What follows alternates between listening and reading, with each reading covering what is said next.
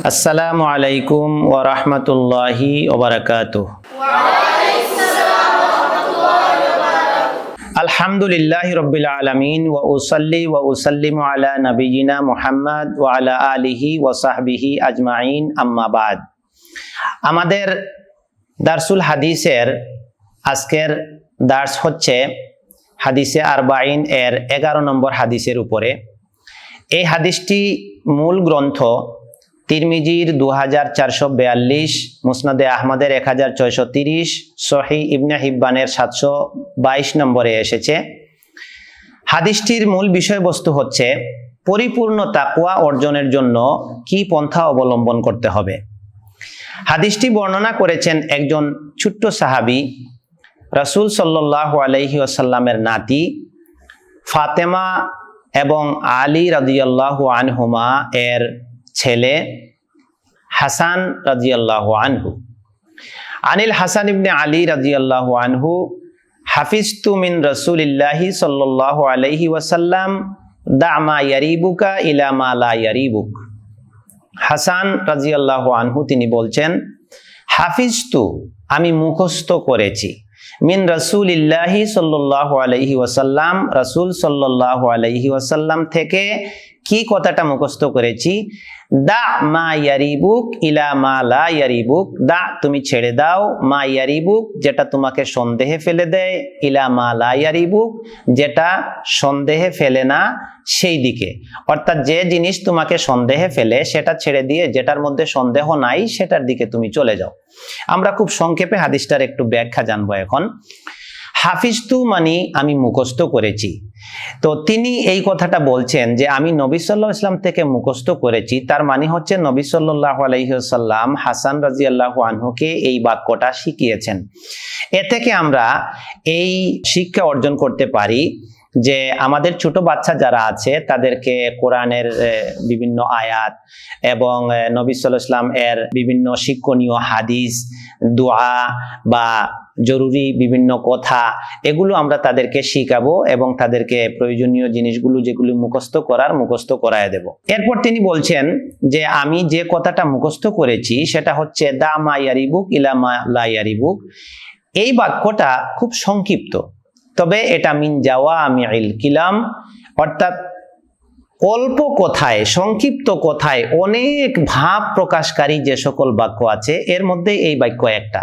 অর্থাৎ এক লাইনও না, আধা লাইনের মধ্যে বাক্য শেষ, কিন্তু এটার ব্যাখ্যা ফাওয়াইদ যে হাদিসের শিক্ষা অনেক বেশি। আমরা খুব সংক্ষেপে আরেকটু এটার ব্যাখ্যা জানবো। নবী সাল্লাল্লাহু আলাইহি ওয়াসাল্লাম থেকে তিনি যে কথাটা মুখস্থ করেছেন এর মধ্যে প্রথম শব্দ হাদিসের হচ্ছে দা। দা মানে হচ্ছে উতরুক, অর্থাৎ ছেড়ে দাও। কি ছেড়ে দেব?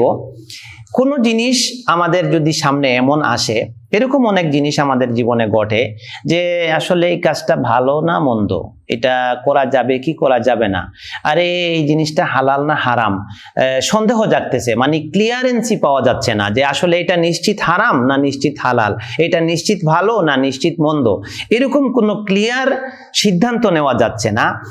এই সকল যত উমুরে মাশকুকা রয়েছে, অর্থাৎ সন্দেহজনক জিনিস রয়েছে, নবী সাল্লাল্লাহু আলাইহি ওয়াসাল্লাম আমাদেরকে পরামর্শ দিলেন যে একজন মুমিনের তার তাকওয়া যদি সে পরিপূর্ণ করতে চায় বা তার ঈমানকে পরিপূর্ণরূপে হেফাজত করতে চায়, তাহলে এই ক্ষেত্রে সন্দেহজনক জিনিসগুলো থেকে সে দূরে থাকবে, ওগুলো ছেড়ে দিবে। কারণ হলো ভালো এবং কল্যাণকর অনেক জিনিস আছে যা মুমিনের জন্য যথেষ্ট।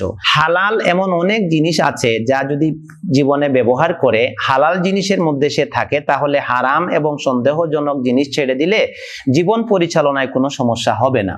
সন্দেহজনক জিনিসগুলো ইবাদতের মধ্যে হতে পারে, মুআমালাত বা বিভিন্ন অন্যান্য বিষয়েও হতে পারে। ইবাদতের মধ্যে ধরেন দেখা গেল যে একজনের সন্দেহ হচ্ছে অজু আছে না নাই, এখন সন্দেহের কারণে কিন্তু অজু চলে যায়নি, কিন্তু সে অজু করে সালাত আদায় করলো, তার মন তৃপ্ত হয়ে গেল, এই সন্দেহ থেকে সে বেরিয়ে গেল।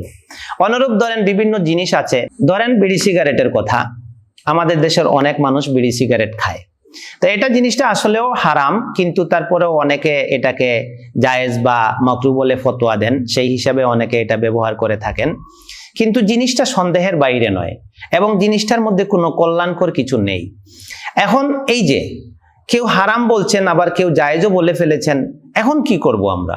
তাহলে এই সন্দেহজনক জিনিস যদি আমি ত্যাগ করি, না যেহেতু এটা নিয়ে কথা উঠে গেছে, তাইলে আমি বিড়ি সিগারেটের ধারে কাছেও যাব না, এটা হাত দিয়ে ধরবো না।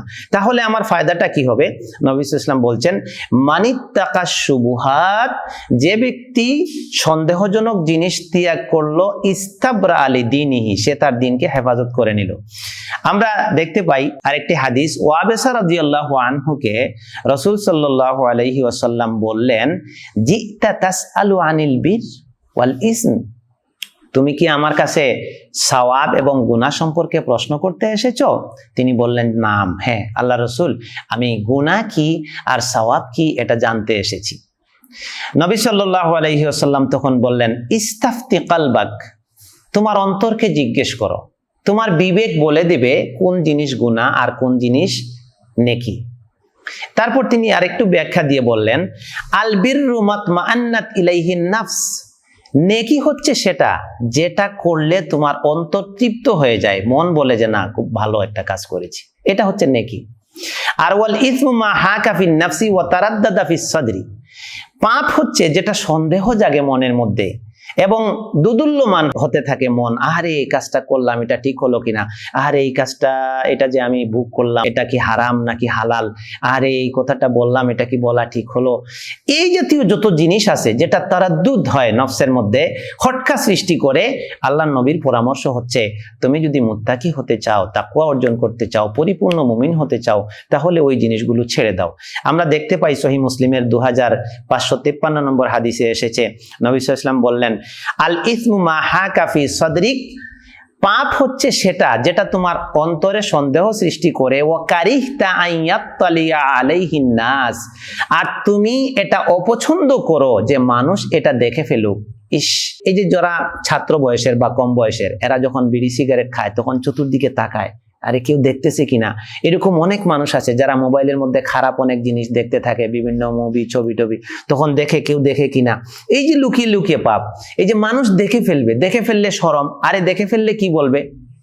আল্লাহ নবী খুব সংক্ষিপ্ত কথায় বলে দিলেন আমাদেরকে যে জিনিস প্রকাশ করতে লজ্জা হচ্ছে, মানুষ দেখে ফেলবে, এটা মানুষ জানুক আমি পছন্দ করি না, এই জিনিসটাই হচ্ছে পাপ। সম্মানিত দিনী ভাই বোন, ছাত্র বন্ধুরা, আমরা জীবনে অনেক কাজ করি যেটা আসলে কোনো ফায়দা নাই, যেটার কোনো উপকারিতাই নাই, এমন অনেক কাজে আমরা জড়িয়ে আছি যেটা সন্দেহজনক। হারাম তো বটেই, অনেক কাজ হারামের কাছেও তো যাওয়া যাবে না। আল্লাহ নবী সাল্লাল্লাহু আলাইহি ওয়াসাল্লাম বলছেন, তুমি অনর্থক কাজ, সন্দেহজনক কাজ ছেড়ে দাও। সূরা আল মুমিনুনের 3 নম্বর আয়াতে আল্লাহ সুবহানাহু ওয়া তাআলা মুমিনদের সিফাত, বৈশিষ্ট্য বর্ণনা করতে গিয়ে বলছেন, ওয়াল্লাযীনা হুম আনিল লাগwi মুরিদুন, যারা অনর্থক বিষয়ে জড়ায় না, এ থেকে তারা দূরে থাকে, এটা ত্যাগ করে। ইসলামের সৌন্দর্যই হচ্ছে এটা যে তারকুহু মা লা ইয়ানি, অনর্থক কাজে সে জড়াবে না। মুমিনের হায়াতটা খুবই মূল্যবান, মুমিনের জীবনের সময়গুলা খুবই মূল্যবান। সে এমন কাজে সময় দেবে যে কাজে সময় দিলে এটা দুনিয়া আখিরাতের জন্য কল্যাণ বয়ে আনবে। সে এমন কাজ করবে যেটা নিশ্চিত কল্যাণকর, সে এমন জিনিস ভোগ করবে যেটা নিশ্চিত হালাল। যে জিনিস দুদুল্যমান, হারাম তো বটেই, দূরে থাকবে ওটা থেকে, তারপরেও যে জিনিস দুদুল্যমান, যে জিনিস সন্দেহ সৃষ্টি করে, যে জিনিস মনে খটকা সৃষ্টি করে, ওই সকল জিনিস থেকে সে দূরে থাকবে।